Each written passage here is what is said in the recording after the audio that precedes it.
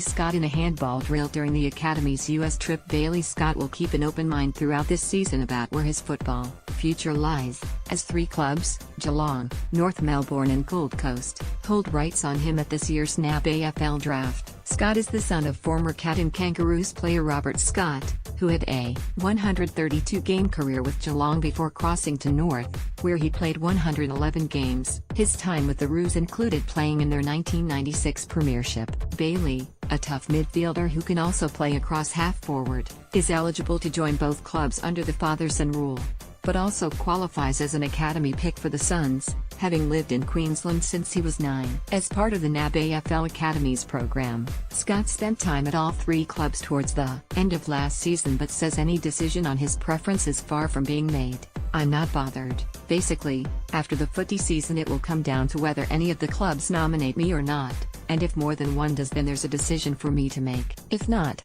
then there's no decision to make," Scott told AFL.com. "There's no factors. Wherever I end up I'd be happy with that, even outside of those clubs. If none of them chose to nominate me and I was drafted somewhere else I'd be happy. The goal is to be on an AFL list and then hopefully playing AFL games early on at whatever club wants me and wants to help me develop."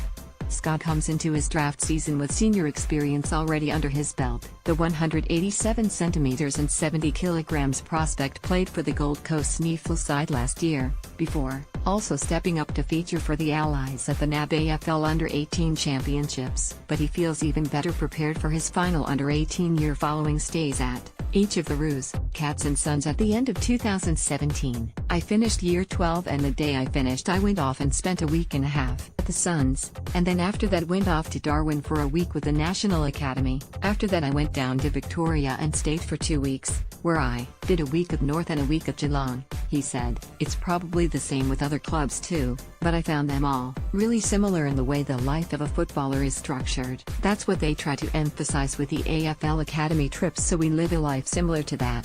They're all great clubs and reaching out to me and giving me experiences there, and they do the same with many of the father-sons."